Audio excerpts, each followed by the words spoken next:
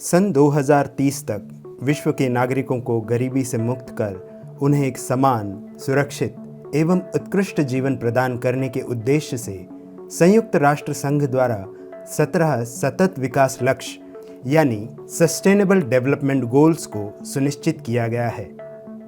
भारत समेत 193 सदस्य देशों ने इन्हें वैश्विक दृष्टिकोण से अपनाया है। भारत जैसे विकसनशील राष्ट्र की 70% आबादी गांवों और छोटे कस्बों में बसती है। अतः इन 17 लक्ष्यों को बड़े पैमाने पर गांवों में लागू करने की जरूरत थी। भारत सरकार के पंचायती राज मंत्रालय ने इन 17 लक्ष्यों को 9 संकल्पनाओं में विभाजित किया है।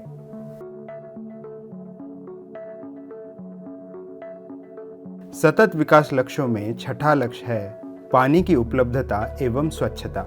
इस लक्ष्य की पूर्ति करने हेतु जल की प्रचुरता वाला गांव और स्वच्छ एवं हरित गांव, इन संकल्पनाओं के माध्यम से कार्य किया जा रहा है।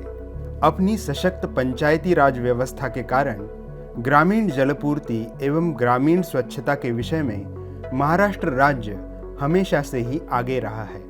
क्षेत्रीय सुधार को निरंतर बढ़ावा देने वाला महाराष्ट्र देश का पहला राज्य है। संत गाडगे बाबा ग्राम स्वच्छता अभियान, स्वजल धारा कार्यक्रम, जल स्वराज प्रकल्प, सुजल निर्मल महाराष्ट्र अभियान, पर्यावरण पूरक गांव यानी इको विलेज, स्वच्छ भारत अभियान, जल युक्त शिवार, मुख्यमंत्री ग्रामीण पेयजल योजना, जल जीवन अभियान इत्यादि नवीनतापूर्ण योजनाएं पिछले कुछ सालों से महाराष्ट्र में कार्यान्वित हैं। ग्रामीण क्षेत्र में पानी की कमी से जनजीवन पर बुरा असर पड़ता है। बच्चे, औरतें और वयस्कों को पानी की तलाश में कठोर परिश्रम उठाने पड़ते हैं। जल जीवन मिशन योजना के माध्यम से गांव के प्रत्येक घर को नल कनेक्शन से जोड़ा जा रहा है। इससे न केवल पेयजल की उपलब्धता बढ़ी है, किंतु घरेलू स्वच्छता बनाए रखना भी संभव हुआ है। महाराष्ट्र में भूजल व्यवस्थापन अधिनियम कार्यान्वित है। भूजल में वृद्धि कराने हेतु महाराष्ट्र के गांव-गांव में मिट्टी के अस्थायी बांध, सीमेंट बांध जैसी संरचनाएं बनाई गई हैं। नहर, नालों को गहरा और चौड़ा बनाकर पानी की भंडारण क्षमता बढ़ाई गई है। नए जल स्रोत निर्माण करने के साथ साथ मौजूदा स्रोतों की मरम्मत करने का काम भी राज्य में बड़े पैमाने पर किया गया है। कई सारे वर्षों पुराने जल स्रोत उसमें गाद जम जाने के कारण निष्फल हो चुके थे।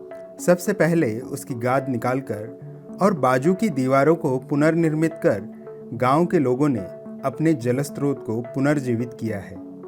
जल युक्त शिवार योजना के तहत कई किसानों ने अपने खेतों में फार्म पॉन्ड की रचना की है। इसके कारण फसलों में वृद्धि होने में मदद हो रही है। विभिन्न प्रशिक्षण शिविरों के माध्यम से ग्राम पंचायतों की पानी को लेकर समझ और क्षमता बढ़ाने का काम हुआ है। अब ग्राम पंचायतें अपने क्षेत्र में होने वाली बरसात एवं उपलब्ध भूजल की नियमित रूप से जांच करके गांव का वाटर बजट बना रही है।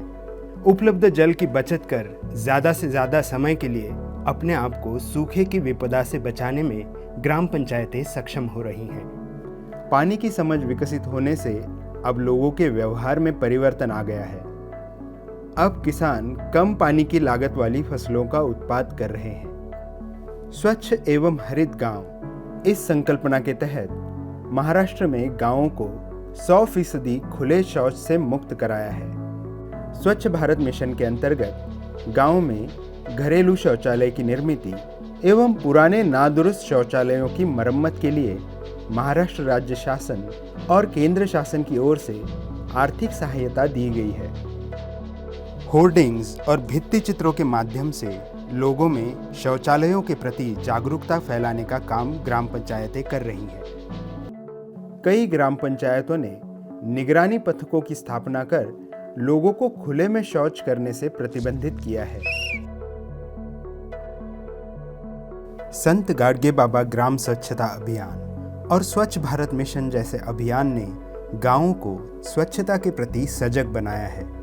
गांव में उत्पन्न होने वाला कचरा गीला और सूखा इस श्रेणी में विभाजित किया जाता है। गीले कचरे से कृमि खाद निर्माण किया जाता है और सूखा कचरा रिसाइकल करने को प्राथमिकता दी जाती है। स्वच्छ एवं हरित गांव बनाने के लक्ष्य को हासिल करने के लिए अपरंपरागत ऊर्जा स्रोत का ज़्यादा से ज़्यादा इस्तेमाल करने पर जोर दिया गया है। गांव के सार्वजनिक स्रोत से लोगों के घरों तक पानी की सप्लाई करने के लिए सौर ऊर्जा का इस्तेमाल किया जा रहा है। पानी की बढ़ी उपलब्धता और गांवों की स्वच्छता ग्रामीण भारतीय लोगों के जीवन में खुशहाली और स्वास्थ्य लेकर आई है। इस खुशहाली को बरकरार रखने के लिए ज़्यादा से ज़्यादा मात्रा में जन सहभागिता की ज़रूरत है। आइए हम सब मिलकर प्रण लें कि इस व्यवस्था को और सशक्त बनाएं, भारत देश को आगे बढ़ाएं, स्वच्छ, स्वस्थ और सुंदर बनाएं।